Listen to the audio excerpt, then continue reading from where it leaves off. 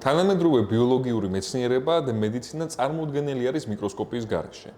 მიკროსკოპიის გამოყენებით ხდება შესწავლა უჯრედებისა და სხვადასხვა ნივთიერებებისა და მათი ზეგავლენისა უჯრედებზე. ის ფაქტი, რომ ბოლო წლებში უფრო მეტი და უკეთესი ანტისიმფსონური თერაპია გახდა ხელმისაწვდომი, დიდწილად არის დამსახურება მიკროსკოპიისა. მიკროსკოპიის გამოყენებით ხდება შესწავლა თუ როგორ მოქმედებს კონკრეტული ნივთიერებები უჯრედებზე, როგორ მოქმედებენ მათ თვისებებზე და ისეთ პროცესებზე, რომელიც მნიშვნელოვანი არის ანტისიმფსონურ თერაპიაში, როგორიცაა მიტოზი და მეტაბოლიზმი. თუ ჩვენ შევიმუშავეთ ახალი ტიპის ნივთიერება, რომელიც განსაზღვრულია ანტისიმფსონური თერაპიისათვის, ჩვენ შეგვიძლია გამოვიყენოთ მიკროსკოპია, რომ რეალურად დავინახოთ თუ რამდენ ეფექტური არის ეს ნივთიერება უჯრედების ზრდის შეფერხებაში. ერთ-ერთი კვლევითი ცენტრი, რომელიც მდებარეობს საქართველოში და სპეციალიზირდება მიკროსკოპიის სამეცნიერო და სამედიცინო კვლევების გამოყენებაში, არის კარლ საისის მიკროსკოპიის კვლევითი და საგანმანათლებლო ცენტრი, რომელიც მდებარეობს ნიუ-იენის უნივერსიტეტის ტერიტორიაზე.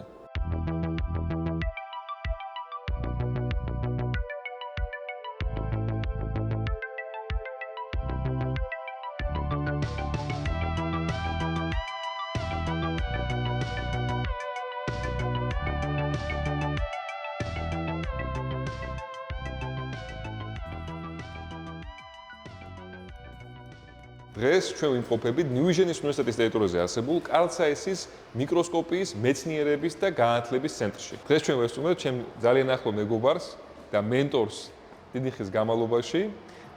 ადამიანი, რომელსაც მე შემაყვარა მიკროსკოპია და დიდწილად უჯრედული ბიოლოგია, პავლე ჭელიძეს, რომელიც არის ხელმძღვანელი საისის მიკროსკოპიის ლაბორატორიისა და დღეს ის ჩვენ ჩაგვიტარებს ტურს. სიამოვნებით. მობრძანდით. თქვენ იმყოფებით კარლ საისის სამეცნიერო და სასწავლო ცენტრში, რომელიც ჩამოყალიბებულია კარლ საისის, ეს ყველა მიცის ეს კომპანია, ქოლგის ქვეშ. ანუ ჩვენ გვაქვს ხელსაწყოები, მიკროსკოპული, ოპტიკური ხელსაწყოები, რომლებიც საქართველოში ჩამოვიდა პირველად. ეს არის კონფოკალური მიკროსკოპი, რომელიც მანქამდე არ იყო და არის ასევე უნიკალური მანქანა, ეს არის ელექტრონული მიკროსკოპი, მაგრამ ელექტრონული მიკროსკოპები ისტორიულად ძალიან ბევრი იყო საქართველოში. ეს არის ახალი ტიპის მიკროსკოპი, რომელიც იძლევა საშუალებას სამ განზომილებიანი ანალიზის. ყველა ტექნიკა დიგიტალურია, დღეს მიკროსკოპია დიგიტალურია და ეს აუცილებელი პირობაა. წავიდა ის დრო, როდესაც არა მარტო ანალოგიური ოპტიკური ხელსაწყოები იყო და რაზმაძლევს ეს დიგიტალური ანალიზი. ყველანაირად შეიძლება დავამუშაოთ უჯრედიც ვიზუალურად, ვიზუალიზაციის. შეიძლება შევხედოთ უჯრედს სხვადასხვა რაკურსით, ვამოძრავთ და რაც მთავარია, შეიძლება გადავიღოთ დინამიკა ცვლილებების, თქვათ, ფიზიკური ან ქიმიური ფაქტორების ზეგავლენით, დინამიკაში, ანუ 4D იმიჯინგის საშუალება გვაქვს. ეს არის კონფოკალურ მიკროსკოპში მიღებული სურათი, ეს არის ფიბრობლასტები, წითელი არის ციტოჩონჩხი, ლურჯი ბირთვი და მწვანე ენდოპლაზმური ბადე. ანუ ეს არის ფლუორესცენტული თანამედროვე დონის ფლუორესცენტული იმიჯი. ეს და ეს. ანუ რომ ავხსნათ ფიბრობლასტები არის უჯრედები, რომლებიც არიან ჩვენს კანში. ჩვენი კანი არის სავსე ფიბრობლასტებით და ისინი იმით გამოირჩევიან, ზუსტად რომ წარმოქმნიან ქსელებს, რომლებიც არის გაერთიანებული გარეგანი მატრიცის გამოყენებით, ვთქვათ, მეშვეობით, რომელიც წარმოქმნის ზუსტად აი ამ გარს, რასაც ჩვენ ვეძახით კანს. ერთ-ერთი ჩვენი მიმართულება ეს არის ქსოვილოვანი ინჟინერია, რომელიც დაფუძნებულია ხელოვნურ მატრიცებზე, რომელიც მუშაობს როგორც cell supporting-ი და ამ შემთხვევაში ჩვენი უნიკალობა რაში მდგომარეობს ვიყენებთ საქართველოში სინთეზირებულ პროფესორ რამაზ კაცარავას მიერ ფსევდოპროტეინული საყრდენები. აქ თქვენ ხედავთ უჯრედებს, ხო, ჩვენ მუშაობთ კულტურაზე, კულტურის ოთახს განახებთ. ეს არის პოლიმერი, ფსევდოპროტეინი, ეს არის უჯრედები, რომლებიც ჩვენ დავასხით. ეს აი აქ არის შუშა, აქ არის პოლიმერი. ჩვენ ხედავთ, რომ უჯრედები რისთვის ვაკეთებ, რომ გავიგოთ, არის თუ არა self-friendly ეს პოლიმერი. ხედავთ, როგორც შუშაზე, რაც ჩვეულებრივი ამბავია კულტურისთვის, ასევე პოლიმერზე უამრავი უჯრედი. ანუ ეს ბიოშეთავსებადი პოლიმერია. რომ აუხსნათ მარტივად და გასაგებად, თუ ჩვენ გვჭირდება რომ გავაკეთოთ რაღაცის გადანერგვა. ჩვენ გვჭირდება დაუშვათ რომ ავიღოთ ან დეფექტის გასწრება, ჩვენ გვჭირდება რაღაცა ავიღოთ ადამიანის ხეულზე, ავიღოთ რაღაცა კანის ნაწილი, რაღაცა დავამატოთ იქა, რაღაცა შეხორცებას შევუწყოთ ხელი, ჩვენ შეგვიძლია გამოვიყენოთ მასალები, რომლებიც არის ბიოთავსებადი, რომლებიც ოდესაც მოვათავსებთ ჩვენს ორგანიზმში, კანში თუ სხვა ქსოვილში, ისინი არ იწვევენ რაღაცა სულ დეფექტებს და გვაძლევენ საშუალებას, რომ წარმოქმნათ ზედაპირი, რომელზეც როგორც ამ ფოტოში ჩანს, უჯედები შეიძლება ზემოდან დასახლდნენ. ანუ შეიძლება ზემოდან მოჯდნენ და როგორც ადამიანები სახლდებიან რაღაცა დასახლებაში, ისე წარმოქმნან აქა ახალი საცხოვრებელი გარემო და დაიწყონ გარემოში გაშვება თავიანთი მატრიცის, ექსტრაუჯედული მატრიცის, რომელიც გვაძლევს საშუალებას, რომ წარმოქმნათ უკვე ქსოვილი, რეალური ქსოვილი. და ზუსტად ამ პოლიმერების მეშვეობით, რომლებიც გაკეთებული არის საქართველოში, როგორც ბატონმა პავლემ ახსენა პროფესორ ამან კაცარავას მიერ, ჩვენ შეგვიძლია რომ გავაკეთოთ ესეთი ბიოთავსებადი ზედაპირები, რომლებიც უწყობს ხელს შეხორცებას და გადანერგვას რაღაცა მასალებისა. ეს თითქმის ეს და ეს ერთი სურათებია, უბრალოდ აქ უფრო ბევრი კომპონენტია, მაგრამ იგივე ფიბრობლასტები ციტოჩონჩხზე შეღებილი და აჰა. ანუ ეს რასაც ჩვენ ხედავთ წითლად, არის უჯედის ეგრეთ წოდებული ჩოჩხი, ციტოჩონჩხი, რომელიც შედგება აქტინისაგან და მონიშნული არის ფოსფოფალოიდინით, ხო პავო? კი, აი ეს არის და ეს ერთი და იგივე უჯედი, ეს გადაღებული არაფლუორესცენტულ რეჟიმში და ეს ფლუორესცენტულ რეჟიმში. აი, ზუსტად იმისათვის, რომ ჩვენ დავინახოთ უჯედებში კონკრეტული დეტალები, კონკრეტული ტიპის ნაწილები, თუ ჩვენ ვიცით, რომ ჩვენი უჯედი არის გამჭვირვალე, მაგრამ ვიცით ის, რომ რაღაცა კონკრეტული ნაწილი, რომელიც დანახვაც გვინდა, ურთიერთქმედებს რაღაცა სხვა მოლეკულასთან, ჩვენ შეგვიძლია ავიღოთ ეს მოლეკულა, რომელიც ურთიერთქმედებს ჩვენთვის სასრულ ნაწილთან, მივამაგროთ მაგაზე საღებავი და გავაკეთოთ სელექტური შეღება. აი, აქა ჩვენ ვიყენებთ ფალოიდინს, ესეთი ნივთიერება, რომელიც განსაკუთრებული არის სოკოსგან, რომელსაც ქვია ამანიტა მუსკარია. ამანიტა მუსკარია ჩვენთვის ყოველთვის ფალოიდეა. ამანიტა ფალოიდეა. ამანიტა ფალოიდეა.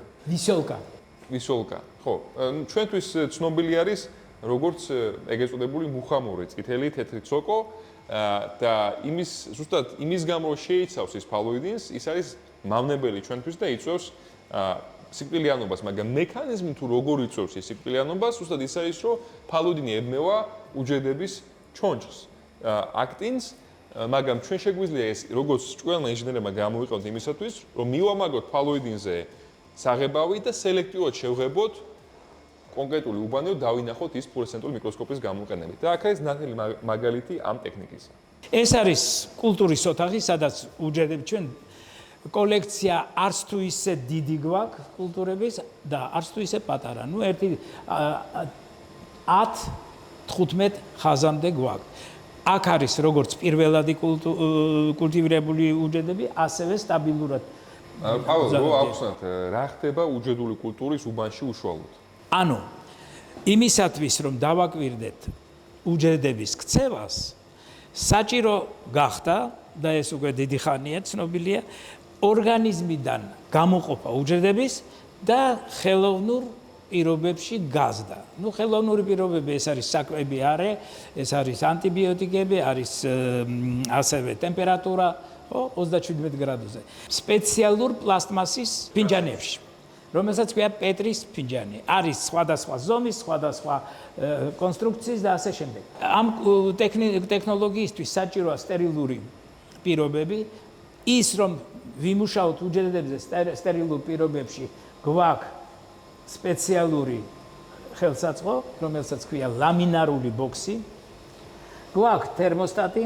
ზოგადად რომ ვილაპარაკოთ ლამინარულ ბოქსების შესახებ, ფუნქცია ამისა არის ძალიან სპეციფიური, რომ ჰაერი შემოდიოდეს არა შიგნით, რასაც პრობლემა გააჩნიოს, შეიძლება შემოიტანოს ჭუჭყი, შეიძლება შემოიტანოს ვირუსები ან ბაქტერიები, რომლებიც მოკლავენ ჩვენს უჯედებს, იმიტომ რომ უჯედებს განსხვავებით ჩვენგან მთლიანი სრული ორგანიზმისაგან არ გააჩნიათ იმუნური სისტემა. ამიტომაც დაუცველები არიან ბაქტერიების და ვირუსების მიმართ. ამიტომაც აი ესეთ ყუთში ჰაერი შემოდის მხოლოდ ფილტრაციის მეშვეობით ზემოდან შემოდის ნაკადი და გამოდის უკვე გვერდიდან. ეს იხურება და გვაძლევს საშუალებას, რომ მივიღოთ სუფთა გარემო, რომელშიც ჰაერი, რომელიც შემოვა, იქნება გაფილტრული და იქნება უსაფრთხო უჯრედებისათვის, რომ არ მოხდეს მათი დაბინძურება და მათი ინფიცირება ბაქტერიების ან ვირუსების მიერ. ეს ძალიან მნიშვნელოვანია ეს უჯრედული კულტურების გაზრდისათვის, იმიტომ რომ განსხვავებით ჩვენგან მათ არანაირი დაცვა არ გააჩნიათ.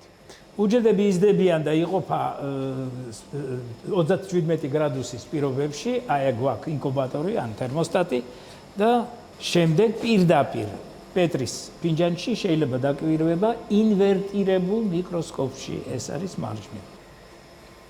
ზუსტად როგორც ჩვენს ორგანიზმში, რომ ოპტიმალური ტემპერატურა არის 36 და 8, 36 და 7, ჩვეულებრივი უჯრედებისათვისაც საჭირო არის დაახლოებით ესეთივე ტემპერატურა, რომ მათი ზრდა იყოს ოპტიმალური. ცოტათი უფრო დაბალი უჯრედებისთვის კომფორტული არ არის, ისინი არიან პატარა თერმულ სტრესში და მათი მეტაბოლიზმი, ანუ ნივთიერებათა ცვლა შენელებულია. ამის გამო ისინი ნაკლებად სწრაფად იზრდებიან. პირდაპირ მნიშვნელობით მეტაბოლიზმი, ანუ ნივთიერებათა ცვლა არის ძალიან ახლო კავშირში უჯრედების გაყოფასთან, უჯრედების მიტოსთან, შესაბამისად, იმისათვის რომ ეს იყოს ოპტიმალური, ჩვენ გვჭირდება ზუსტად 36 და 8, მაქსიმუმ 37 გრადუსი, ხოლო უფრო მაღალი ტემპერატურები 39-40, როგორც ყველასთვის ცნობილია, როდესაც გვაქვს სიცხე, არ არის ოპტიმალური და მაგიტომაც უკვე ესე ტემპერატურებზე უჯრედები გაიცემენ პირიქით მეორე ტიპის შოკს, უკვე მაღალი ტემპერატურულ შოკს, რომელიც რა თქმა უნდა არ არის მათთვის კარგი.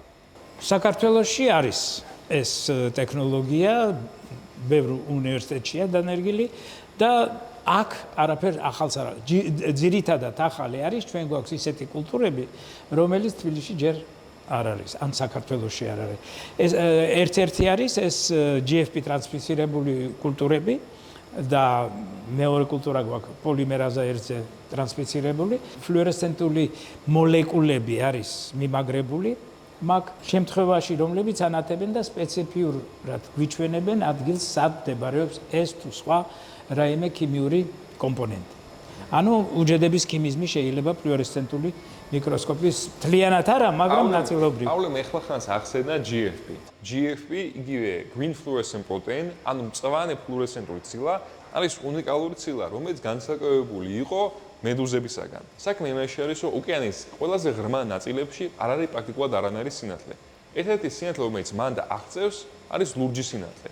ლურჯი თავისი ტალღისგან გამომდინარე, უფრო ღრმად შედის წყალში და თუნდაც ამიტომაც არის, რომ წყალი ჩვენთვის არის ვიზუალურად ლურჯი. მედუზებს, რომელიც ცხოვრობენ ოკეანის ყველაზე ღრმა ნაწილებში, გამოირჩევიან იმ თვისებით, რომ გარკვეული ჯიშები მათგან ანათებენ მწვანედ. ეს იმის გამო ხდება, რომ ისინი გამოყოფენ ცილას GFP-ს, რომელიც ოდესაც მას ხვდება ლურჯი სინათლე, იწყებს განათებას მწვანედ. ეს ლაბორატორია, სადაც იღებება იმუნოციტოქიმიური ტექნიკის გამოყენებით პრეპარატები. აქ ბევრი რამე ისეთია, რაც თბილისში იყო, არის და იქნება. ანუ თერმოსტატი, სასტორები და ეს ხელსაწყო საჭიროა იმისათვის, რომ ოქროთი, პლატინით, კარბონით, ნებისმიერი მასალით დაიფაროს პრეპარატები ელექტრონული მიკროსკოპისთვის. მასკანირებელი ელექტრონული მიკროსკოპის. ანუ ეს არის დამფენი, ასე ვთქვათ. ჩვენ როგორც ნახეთ წინა ვიდეოებში, ხშირად იმისათვის, რომ მასალა დაუფაროთ რაღაცა მეტალის გამოყენებით, შეგვიძლია გამოვიყენოთ სხვადასხვა ტექნიკები, თერმული აორთქლება, პლაზმის მეშვეობით დატანა, მაგნეტრონული დატანა, ელექტრონული სხივური დატანა. ესეც ერთ-ერთი ტექნიკას იყენებს, ზუსტად აქ ჩვენ ვიყენებთ პლაზმას, იმისათვის რომ მოვახდინოთ აძრობა ატომებისა, მეტალისაგან და შემდეგ დაფარვა რაღაცისა. აქ ჩვენ ამას იმისთვის ვიყენებთ, რომ ჩვეულებრივი ორგანული ნივთიერებები, რომლებიცგანაც შედგება ძირითადად უჯრედები და ქსოვილები, ელექტრონებოდესაც მათ ხვდებათ, ისინი კარგად არ ირეკლავენ მათ და შესაბამისად არ გააჩნიათ კარგი კონტრასტი. როგორც ჩვენ ვერ ვხედავთ რაღაცა გამჭვირვალე მასალებს, ელექტრონებისათვისაც ძირითადად ხომ ესე არის, ან ისინი უბრალოდ შთანთქმება მასალის მიერ. ამიტომაც ჩვენ ვიყენებთ ესეთ დანადგარს, ამ მოწყობილობას ქვია სპუტერინგის დანადგარი, აგერ აწერია ზემოთ შეიძლება ნახოთ, sputter. სპუტერინგის მეშვეობით ჩვენ შეგვიძლია რომ ავაძროთ ატომები, მეტალს, ოქროს თუ პლატინას და დავიტანოთ ის ჩვენ ქსოვილებზე, რაც მნიშვნელოვნად ზრდის კონტრასტს როდესაც ჩვენ მიიღებთ ელექტრონული მიკროსკოპის მეშვეობით რაღაცა ქსოვილს და დავინახოთ კარგად თუ რა ხდება, როგორია მისი ფორმა. ამის გარეშე უბრალოდ გამოსახულება ისეთი კონტრასტული არ გამოდის და ამის გამო ეს ძალიან ხშირად და პრაქტიკულად აუცილებელი ტექნიკა არის, რომელსაც იყენებენ უჯრედული ბიოლოგები ნიმუშების მოსამზადებად ელექტრონული მიკროსკოპიისათვის. ამ ოთახში, გარდა იმისა, რაც ჩვეულ რუტინული აპარატურა, არის ერთი ინოვაცია, რასაც მე მინდა ხაზი გაუსვა. ეს არის პირველად საქართველოში წარმოებული კოსტუმიზირებული მიკროსკოპი, რომლის საშუალებით ჩვენ შეგვიძლია დავაკვირდეთ თერმოსტატში დავაკვირდეთ თერმული დამუშავების უჯრედების თერმული დამუშავების დროს რა ხდება. ეს მინიატიურული მანქანა შეიძლება გამოვიყენოთ ძალიან ეფექტურად აი ამ შემთხვევებში. მაგრამ ავტორი აქ არის ამ მიკროსკოპის, ეს არის მიხეილ ნანიკაშვილი და თვითონ მოყვება და ჩადგავს ამ მიკროსკოპს. როგორც პავლე მასინა, კი ბატონო, ეს არის ჩემს მიერ გაკეთებული მიკროსკოპი. ჩვენ მას ვიყენებთ ზუსტად იმისათვის, რომ დავინახოთ უჯრედები თერმული შოკის დროს, შეგვიძლია მოვათავსოთ ის თერმოსტატში და გავაკეთოთ თერმული შოკი და შესაბამისად დავინახოთ თუ რა პროცესები მიმდინარეობს დინამიკაში, როდესაც ისინი უშუალოდ არიან თერმული შოკის პირობებში და ძალიან გამოსვლეგი არის იმისათვის, რომ ჩვენ შევძლოთ დავახასიათოთ უჯრედული კულტურა სხვადასხვა პერიოდებში, როდესაც ის ტემპერატურული სტრესის ქვეშ არის. ახლა გაჩვენებთ კონფოკალური მიკროსკოპის ოთახს, სადაც კონფოკალური მიკროსკოპის გარდა არის ბევრი სინათლის, სხვადასხვა ტიპის სინათლის მიკროსკოპები და ეს არის, ასე ვთქვათ, მთავარი აქცენტი ამ ოთახში, ეს არის კონფოკალური იგივე ლაზერის მიკროსკოპი, რომელიც გვაძლევს საშუალებას დავინახოთ უკვე მიკროსტრუქტურები სხვადასხვა ბიოლოგიურ უჯრედში, რომელსაც გააჩნია ფლუორესცენცია ან ასევე სინათლის შუქზე შეგვიძლია შევისწავლოთ ობიექტები. ასევე აქ გვაქვს ჩვენ ინტეგრირებული მინი ინკუბატორი, რომელშიც საშუალება არის, რომ ცოცხლად გადავიღოთ უჯრედები. ეხლა მაგალითად ამ წუთას მიმდინარეობს ექსპერიმენტი, ჩადებულია თერმული შოკის შედეგად ასე ვთქვათ დაზიანებული უჯრედები და მათი დაკვირვება ხდება უკვე 24 საათია გასული. რომელიც იმ ოთახში და ასე ვთქვათ დავშოკეთ, დიახ და უყურებთ 24 საათის განმავლობაში რა ეფექტი იქონია, როგორ აღიდგინეს უჯრედებად სტრუქტურა, ასე შემდეგ და შეგვიძლია ვნახოთ უკვე მიმდინარე შედეგი, მაგრამ კიდე გვაინტერესებს რა დაემართებათ შემდეგი 24 საათის განმავლობაში, მაგალითად აქ არის ძალიან ბევრი მკვდარი უჯრედით და სამაგიეროდ არის ასევე გამრავლება შევხედოთ აქ. ესე იგი, ახლა ჩვენსაც უყურებთ, ეს მწვანე არის ბირთვები. და რასაც ახლა ჩვენ ხედავთ, რომ განსაკუთრებით მწვანე არის, ეს არის ქრომოსომები, რომელიცაა შეღებილი ზუსტად ჩვენი GFP-ის მეშვეობით. ეს კონკრეტული არის მიტოზი, მაგრამ აი ეს უკვე პატარა უჯრედები არის მკვდარი უჯრედის ნარჩენები. ну აქ გვაქვს ჯანსაღი უჯრედებიც, გამრავლებადი უჯრედებიც და მკვდარი უჯრედებიც და ინტერესებია რომ რა დაემართება საბოლოო ამ უჯრედებს ჩვეულებრივად განაგრძობილ ცხოვრებას თუ მაინც რაღაცა ეფექტია. შეგიძლია რომ აქ მიმიწვო ბირთვაგზე? აი ხა ჩვენსაც ხედავთ, აი ეს თვითონ დიდი არის, მწვანე არის ბირთვი, ხოლო აი ესენი ბირთვაკები. ხო, ბირთვაკებში კიდე არის კონცენტრირებული ზუსტად რიბოსომული გენები. ბატონო, შემდგომ რა თქმა უნდა აქ რიბოსომულ გენებს სხვადასხვა მოვნიშნავთ ჩვენ ანტისხეულებით და დავინახებთ კონკრეტულად მათ რა ემართებათ და საკმაოდ საინტერესო ეფექტია. ეხლა ჩვენ ეს უჯრედები არის ტრანსფიცირებული GFP-ით და ეს GFP არის მიბმული რიბოსომულ გენებს, ხო? ფლოროსტები. დიახ, ანუ მათი გამრავლების შემდეგ ისინი ყველა უჯრედი თავისთავად ნათებით იბადება, ასე ვთქვათ, ახალი უჯრედებით. ანუ რეალურად ორი მეთოდი არსებობს ამის გაკეთებისა. პირველი არის, რომ ჩვენ შეგვიძლია შევღებოთ უჯრედები იმის მერე, რაც ისინი უკვე ასე ვთქვათ, გამრავლდნენ, წარმოიშვნენ თავიანთ წინაპარი ხაზიდან, დაუშვათ დავუმატეთ რაღაც აღებაა, როგორც ალექსაფლუროფორი მაგალითად, ანტისხეულებით, ამას ქვია იმუნოციტოქიმია. ჩვენ ვიყენებთ იმუნოკომპონენტს, ანტისხეულებს, რომელიც ებმევიან რაღაცა კონკრეტულ ნივთიერებას, რაღაც კონკრეტულ მოლეკულას, სილას ან სხვას და ვიყენებთ კომპონენტს უშუალოდ შეღებვისა, ხო? ვამაგრებთ ჩვენს ანტისხეულზე რაღაცა გამნათებელ მოლეკულას, რაღაცას აღებავს, ფლუროფორს დავუშვათ, რომელიც ებმევა ამ ყველაფერს და გვეხმარება დავინახოთ. ეს პირველი მეთოდი, მაგრამ მეორე მეთოდი, რასაც აქ ვიყენებთ, არის ის, რომ ჩვენ გვაქვს ტრანსფიცირებული უჯრედები, ეს ნიშნავს იმას, რომ უჯრედებში გენეტიკური ინჟინერიის მეშვეობით არის დამატებული გენი GFP-სა, ანუ უჯრედი თვითონ გამოყოფს ცილას, რომელიც მწვანეთან ანათებს და ეს ცილა მიბმული არის კონკრეტულ ნივთიერებას. ზუსტად ამ შემთხვევაში მწვანე ფერი GFP არის დაკავშირებული ჰისტონებთან, ჰისტონის ცილებსთან არის გაერთიანებული GFP და შესაბამისად, სადაც ჩვენ ხედავთ მწვანე იქ არის ასევე ჰისტონები. ჰისტონები კიდე ებმევიან DNM-ს და ჩვენ შესაბამისად შეგვიძლია დავინახოთ, სად არის განაწილება DNM-ისა ბირთვში. თუ ბირთვი არის სავსე DNM-ითა. და ზუსტად ამ პრინციპზე ხდება დანახვა აი ამ გამოსახულებისა, სადაც ჩვენი მწვანე ფერი არის ზუსტად GFP, რომელიც მიბმული არის ჰისტონებზე. და შესაბამისად ჩვენ ვაკეთებთ ვიზუალიზაციას, სად მდებარეობს ჰისტონები, თუმცა სად მდებარეობს GFP, შესაბამისად სად მდებარეობს ჰისტონები და შესაბამისად სად მდებარეობს DNM-ი. ჩვენ ხედავთ, რომ აი აქ კლიენტ ეს მონაკვეთი არის სავსე DNM-ი და ესაა ზუსტად ჩვენი ბირთვი. წითლით რა არის მონიშნული? წითლით არის მონიშნული UBF-ის ანტისხეულია, ეს RNM უბიკვიტინი. ეხლა ჩვენ რომ შევხედოთ, ესე იგი აქ ჩვენ ხაზი გვაჩვენებს, რომ აი ეს დისტანცია ტოლი არის 5 მიკრომეტრისა, ანუ მეტრის 5/1000-ისა. ხო, შესაბამისად, ეხლა დიამეტრი ამ ბირთვებისა იქნება სადღაც ესე 15-20 მიკრონი. კი, შეიძლება გავზომოთ. 17. 17, ხო?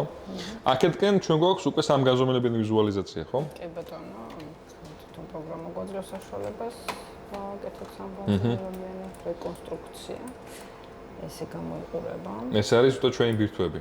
დიახ, სხვადასხვანაირად შეგვიძლია შევხედოთ, სხვადასხვა ასე ვთქვათ, ფუნქციურად რომ დავინახოთ უფრო მეტად, სხვადასხვა ინფორმაცია მოგცეს და ასე შემდეგ. ხო, აი ეხლა ეს უკვე რაც არის წითლად, ეს არის ჩვენი UBF-ი, ხო, რომელიც შეღებილი არის ანტისხეულების მეშვეობით. კი ბატონო. და აი ზუსტად ამ კომპონენტს ემართება სხვადასხვა ფაქტორები, თერმული შოკი იქნება ეს თუ ქიმიური ზემოქმედება თუ რადიაციული, ზუსტად აქ ხდება ცვლილებები და ამ ცვლილებების მიხედვით განსაზღვრულია ფაქტიურად მე ბედი ამ უჯრედის და მომავალი ამ. ანუ ჩვენ ზუსტად დაკვირვებით ბირთვისა და დაკვირვებით UBF-ისა შეგვიძლია შევაფასოთ, როგორ მოქმედებს კონკრეტული ფაქტორი თერმული შოკი უჯრედზე. ან როგორ მოქმედებს ის კონკრეტული ნივთიერებისა, სიმსივნის საწინააღმდეგო ნივთიერებისა დაუშვათ მის ზეგავლენას, როგორ ამოდულირებს ამას, ან როგორ ამოდულირებს რადიაციის ზეგავლენას.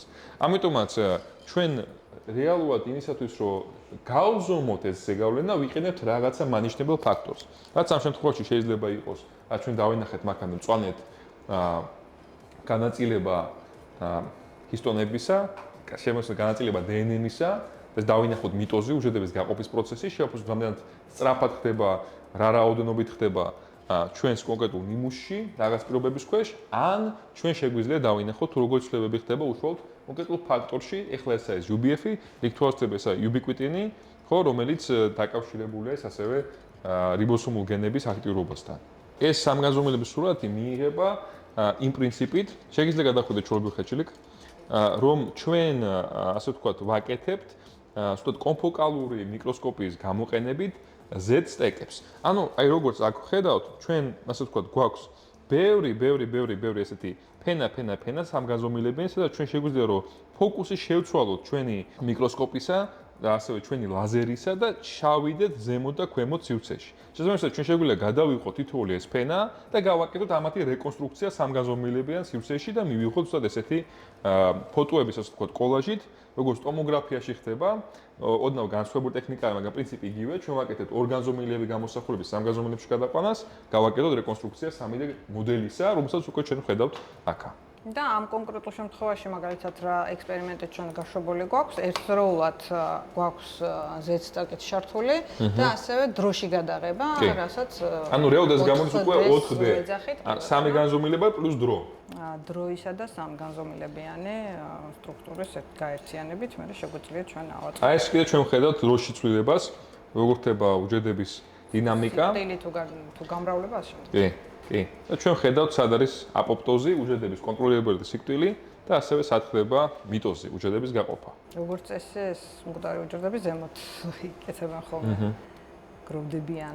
ჩვენ მთლიანად გარსი გვაქვს აქა უჯრედის რომ დავინახოთ. ამ კონკრეტულ შემთხვევაში სინათლის გადაღება არ ხდება, ამიტომ ამ კონკრეტულ შემთხვევაში არა, თუმცა სხვა გადაღებულია. ამიტომ ჩვენ აქ მარტო შეგვიძლია დავინახოთ ბირთვები. კი ბატონო, შეგვიძლია ჩავრთოთ და განახოთ მაგალითად.